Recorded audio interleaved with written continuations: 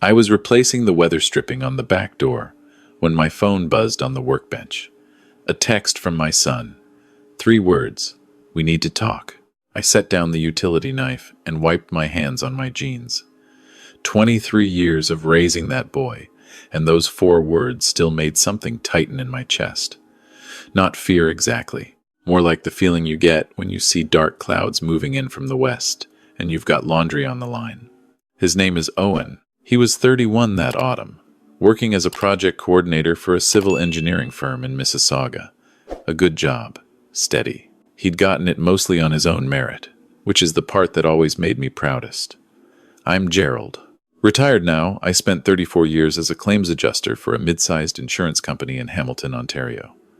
Not glamorous work, but it taught me one thing better than any university course ever could. People lie, and the lies almost always follow a pattern. Owen had been with his girlfriend for about 14 months when he texted me that morning. Her name was Simone. I'd met her 4 times, twice for dinner at my place. Once at a work event Owen brought her to, and once at a Christmas gathering at his aunt's house. She was charming in the way that well-rehearsed people are charming. She always remembered what you'd said the last time you spoke, asked follow-up questions, laughed at the right moments. My late wife, Patricia, used to say that real warmth was spontaneous. It spilled out accidentally. It didn't arrive on cue. Patricia passed 6 years ago. Breast cancer. 14 months from diagnosis to the end. Owen was the one who drove her to chemo every Thursday because I couldn't hold myself together enough to do it. He's a better man than me in a lot of ways, which is exactly why it broke something in me to watch what was about to happen to him. I texted back, "Come for dinner Saturday. I'll make the chili you like." He came. He sat across from me at the kitchen table with his hands wrapped around a mug of tea, and he told me he was going to propose to Simone. He'd already bought the ring. He showed me a photo on his phone, a simple oval solitaire, white gold. Patricia would have said it was elegant. I said it was beautiful, because it was, and because he needed to hear that from me first, before anything else. Then I asked him a question I'd been holding for a while. I asked him what he knew about her family, her finances, her history before they met. Not as an interrogation. I framed it the way I'd learned to frame things in 34 years of adjusting claims.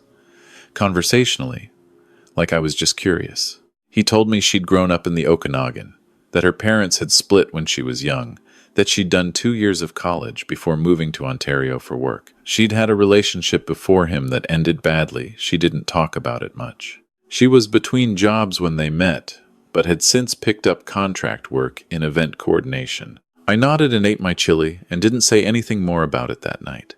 But I didn't sleep well. I want to be clear about something, because I think it matters. I did not dislike Simone from the start. Dislike is an emotion. What I felt around her was closer to a professional instinct, the same low hum in the back of my mind I used to get when I read a claim that was technically consistent, but somehow too consistent. Every detail fitting too neatly. No rough edges. In claims work, rough edges are normal. Life is messy. When a story is perfectly smooth, that's when you start reading it more carefully. The thing that started it wasn't anything dramatic. It was a Tuesday afternoon, 3 weeks after Owen's dinner. I was at the Fortinos near my house picking up a few things, and I saw Simone in the parking lot. She was standing beside a dark blue SUV I didn't recognize, talking to a man. I wouldn't have thought anything of it. I don't own my son's girlfriend except for 2 things. One was the way she touched his arm when she laughed. Not friendly, familiar. The second was that when she turned and saw me, the laugh stopped like a switch had been flipped, and she smiled instead, the polished version, and said, "Gerald, what are you doing all the way over here? My house is 4 blocks away. I go to that Fortino's every week." I said I was just grabbing a few things and asked if she'd like to join me for a coffee at the Tim's next door. She said she had somewhere to be. The man in the parking lot had already gotten into the SUV and was looking at his phone. I drove home. I put away the groceries. I sat in Patricia's old reading chair by the window, and I thought for a long time. I am not a man who acts on instinct alone. That's how people make mistakes they can't take back. What I do, what I was trained to do, is document. Observe and document. And let the facts tell you what the feeling is actually pointing at. I want to be honest with you. What I'm about to describe doesn't make me a hero. It makes me a worried father who used the only tools he actually knew how to use. I started by looking at what was publicly available: Facebook, LinkedIn, the provincial court records database that anyone in Ontario can access. I searched her full name, Simone Vasiliev, and I searched the name she'd mentioned once in passing as a previous name from a brief marriage years ago. The LinkedIn was sparse. A few contract positions, nothing long-term, nothing going back more than 4 years in Ontario. The Facebook was private, but showed a profile picture and a header photo that told me she owned a dog and liked hiking, and had once stood on what looked like a boat dock somewhere with mountains behind her. The court records were more interesting. There was a civil matter from about 5 years ago. A former partner, a man named Douglas Price, had filed a civil claim against her for fraudulent misrepresentation related to a joint financial agreement. The claim had been settled out of court. The terms were sealed, but the existence of the filing was public. I printed it out and put it in a folder in my filing cabinet, between the hydro bills and the property tax records, which is where I keep things I need but don't want to look at every day. I didn't tell Owen. Not yet. I knew how it would land. He'd been with her 14 months. He'd bought the ring. If I walked in at that moment with a printed court record and told him his girlfriend had been civilly sued for fraud by a previous partner, I knew exactly what would happen.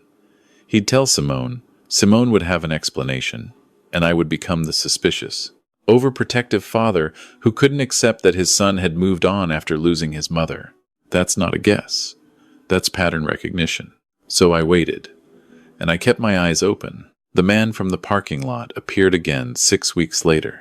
I know, because Owen mentioned, without any apparent concern, that Simone had a childhood friend visiting from out of province, and she'd been spending a fair amount of time with him, helping him get settled. A childhood friend, from the Okanagan. I asked what his name was. Owen didn't know. I asked if he'd met him. He hadn't. I went back to the court filing and looked at the name of the person listed as co-respondent. The other person named in the civil matter alongside Douglas Price. The name was Marcus Holt. I typed Marcus Holt into a basic search. One of the first results was a Facebook profile with a dark blue SUV in the cover photo. I sat with that for a long time. Owen proposed to Simone on a Saturday in November. She said yes. He called me that same afternoon, voice full of something I hadn't heard in years, pure, uncomplicated happiness. I told him I was glad. I told him she was lucky to have him. I meant the second part completely. The engagement party was scheduled for February, at the home of Simone's friend in Oakville. I was invited. I planned to go. But about 3 days before the party, I made a decision. I hired someone. His name is Bernard, and he is not a private investigator in the dramatic sense. He's a retired fraud examiner who does consulting work on the side, and who I've known peripherally for about 15 years through industry connections. I called him, explained what I had the court record, the parking lot incident. The connection between Simone and the man I suspected was Marcus Holt, and I asked him if he could find out more before I either acted or stayed quiet and watched my son make the worst mistake of his life. Bernard said he'd need a few weeks and a modest retainer. I transferred the money the next morning. The engagement party came and went. Simone was radiant. She hugged me at the door and told me she'd always hoped Owen's father would be someone she could count on. I smiled and said, I hoped the same thing. We ate small plates of things I couldn't name, and I watched Marcus Holt standing near the kitchen talking to a woman I'd never seen before, laughing too loudly, touching people's arms in that same familiar way. He didn't know who I was. That was important. I left at 9:30 and drove home in the dark, and didn't think about anything except the road. Bernard came back to me on a Thursday in early March. We met at a Tim Hortons in Stony Creek, which feels almost too Canadian to say out loud, but that's where we met. He brought a manila envelope and a plain black notebook, and he ordered a large double-double, and he laid everything out in front of me, the way a doctor lays out imaging results, matter-of-factly, because the facts are the facts, regardless of how they feel. What Bernard had found, working through financial records, cross-referencing addresses, and speaking to one person who'd known Douglas Price and was willing to talk, painted a picture I had been half hoping was wrong. Simone and Marcus had a documented history going back at least 9 years. They were not childhood friends. They had been, at various points, in a relationship, in a business arrangement, and in legal trouble together. The civil suit from Douglas Price alleged that Simone had entered into a cohabitation and financial partnership agreement with him, while maintaining a separate relationship with Marcus, and that Marcus had benefited financially from the arrangement through Simone. Douglas Price was a man of some modest means, a small business owner, not wealthy but comfortable.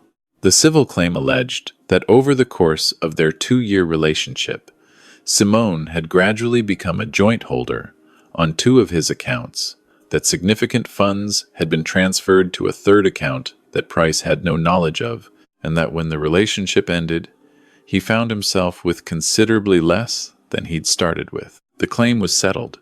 Price received some portion of the money back.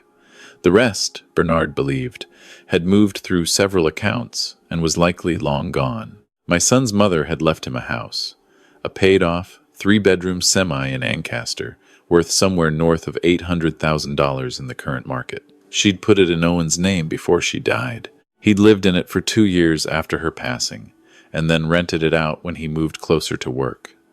It was sitting there, generating income, fully in his name. I drove home from Stony Creek, and I sat in the car in my driveway for probably 20 minutes before I went inside. Then I called a lawyer. Her name is Renata, and she does family and estate law out of an office in downtown Hamilton. I'd used her years ago to update my own will after Patricia died. I explained the situation, and she explained my options, which were, essentially, that I had no legal standing to stop my adult son from doing anything, but that there were things I could encourage him to do to protect himself, and there were things I could do to protect my own estate, which was the other issue I hadn't mentioned yet. Owen was my sole beneficiary. Everything I had, the house, the RRSPs, the modest investment account I'd built up over 30 years of brown bag lunches and sensible cars, was going to him when I died. If he married Simone and something happened to me while they were married, she would be positioned in a way that turned my stomach. Renata helped me restructure. We put certain assets into a trust with specific conditions. We updated beneficiary designations. We made sure that in the event of my death, what I'd built couldn't be redirected through a marriage I'd never sanctioned. That took 2 appointments and about 3 weeks. Then I had to figure out what to do about Owen. The wedding was set for late August. They'd booked a venue in Niagara-on-the-Lake, one of those converted vineyard properties with a long laneway and white lights in the trees. 64 guests, catering already paid for, flowers ordered. Owen was happy in that quiet, focused way he got when he'd made a decision and felt good about it.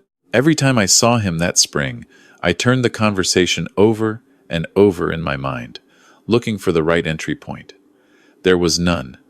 Any point was the wrong point.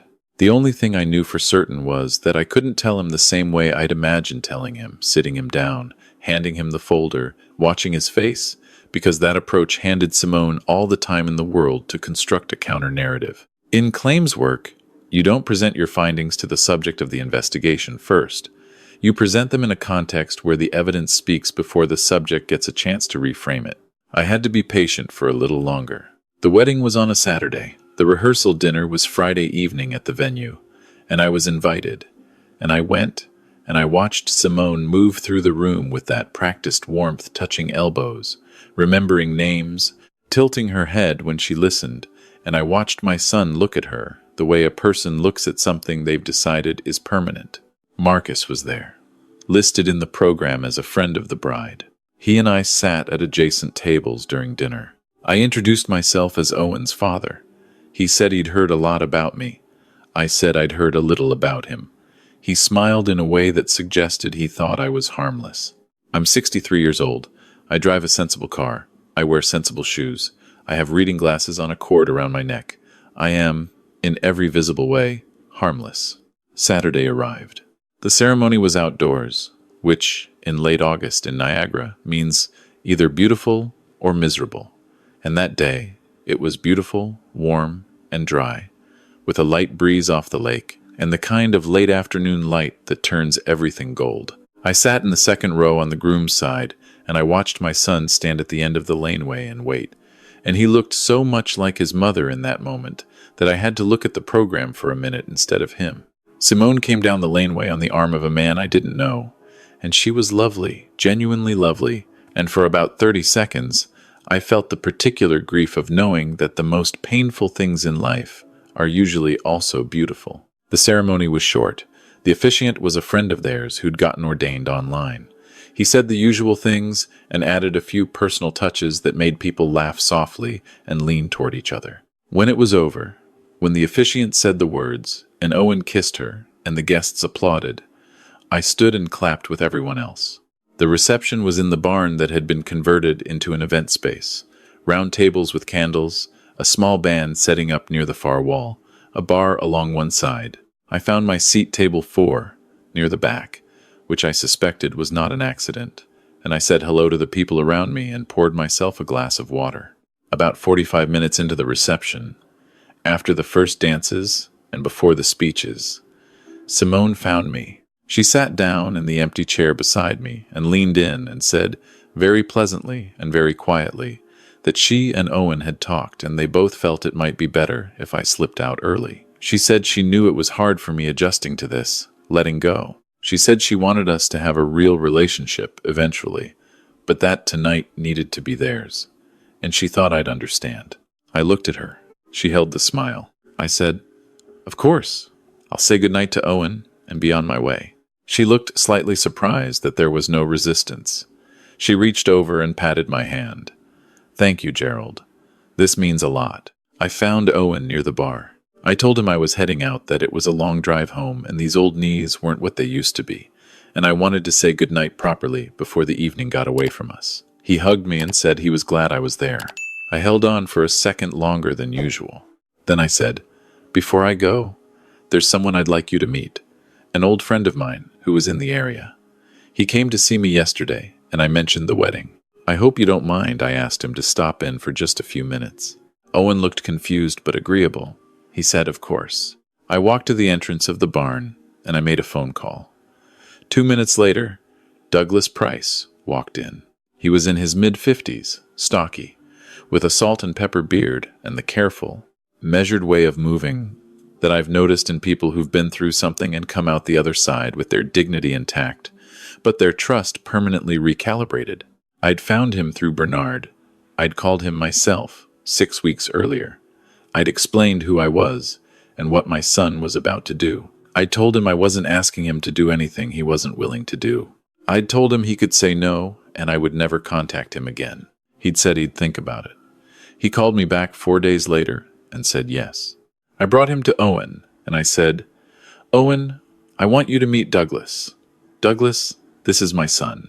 They shook hands. Owen still looked confused. I said, Douglas has something he'd like to share with you. I'll give you some privacy. I stepped back. I watched from a distance. I watched Owen's expression move through confusion into attention, into something I can only describe as the face a person makes when the ground shifts unexpectedly under their feet. At some point, Marcus appeared near the table. He looked at Douglas. Something passed across his face. I don't know exactly what Douglas said. We'd agreed that it was his story to tell, and that he would tell it however he chose to tell it. What I know is that he spoke to Owen for about 12 minutes, and at the end of those 12 minutes, Owen was standing very still, with his hands at his sides, and his wedding boutonniere slightly askew. Then Owen looked across the room and found Simone. She had noticed. Of course, she had noticed. She was already moving toward them, the smile already assembled, the explanation already loading. I could see it from where I stood. What I hadn't expected was what Owen did. He held up his hand, one hand flat in her direction. Stop. She stopped. He said something to her.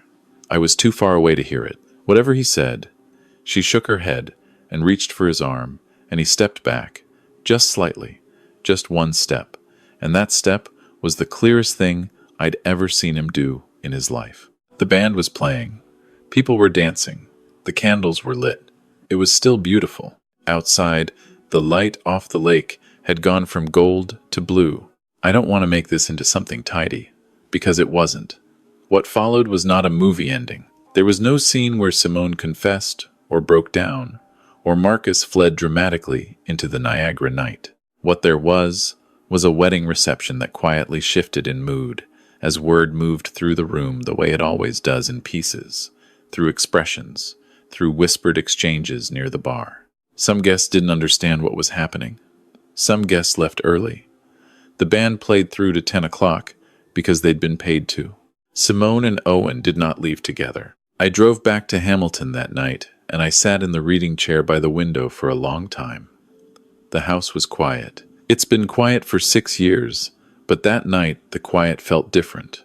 Not empty. Exactly. More like the particular silence of a decision that's been made and can't be unmade. Owen called me the next morning. He asked me to come over. I drove to Mississauga, and I sat across from him at his kitchen table, the same kitchen table, different chairs, and he looked tired in the way that people look tired when they haven't slept because they've been doing the hard work of revising everything they thought they knew. He asked me how long I'd known. I told him the truth. I'd had a suspicion for a while, but I hadn't known, not really, until Bernard found the details. He asked me why I hadn't told him sooner. I said, because if I'd told you sooner, she'd have had time to write the next chapter before you'd finished reading the first one. He was quiet for a while. Then he said, Douglas told me about the accounts, about the way it happened, slowly, and then all at once. He looked at his hands. I kept thinking about the joint account she'd suggested we open. For household expenses, we were supposed to set it up next month. I didn't say anything, he said. She knew about Mom's house, Dad. She asked me about it on our second date. I thought she was just curious about my life. The joint account he mentioned was one thing, but what he told me next was something Bernard hadn't found, something I hadn't known to look for. Owen had received an email 3 weeks before the wedding. From a financial advisor, Simone had recommended a man named Robert, supposedly a specialist in optimizing rental income. The email suggested that the most tax-efficient structure for Owen's rental property would be to transfer it into a joint holding. The email had been warm and professional and had included a referral from Simone. Owen had been about to respond. He'd drafted the reply twice. He just hadn't sent it yet. He showed me the email on his laptop. The advisor's firm, when I looked it up, had been incorporated 8 months ago. The registered director shared an address with Marcus Holt. I closed the laptop gently, and I looked at my son. He is 31 years old, and he has his mother's eyes and his father's stubbornness. And on that morning, he looked young in a way he hadn't looked in years, not naive. Exactly, but cleaned out, like someone who'd carried something heavy for a long time and had just set it down, not because the road ahead was easy, but because they finally understood what they'd been carrying. He asked me what he should do. I told him the first thing was to call Renata. I told him she was good, and she knew the situation. I told him not to respond to any messages from Simone or Marcus, or anyone connected to them, until he'd spoken to her. He said, "You already called her, didn't you?" I said I'd mentioned his name, yes, and that she was expecting his call. He laughed. It wasn't a happy laugh, but it was a real one. Renata helped Owen through the process. There was no marriage to dissolve. Legally, the ceremony had taken place, but the paperwork had not yet been filed. That was a detail of timing that worked in his favor. There was no joint account. The property transfer had never happened. The email chain was documented and preserved. Bernard's findings were handed to a lawyer who determined there was enough to warrant filing a civil claim of Owen's own. Whether that claim will go anywhere, I honestly don't know. The law moves slowly and expensively, and without any interest in narrative satisfaction. But the claim is filed. The record exists. Douglas Price's record exists. At some point, the pattern becomes difficult to deny. What I know is this.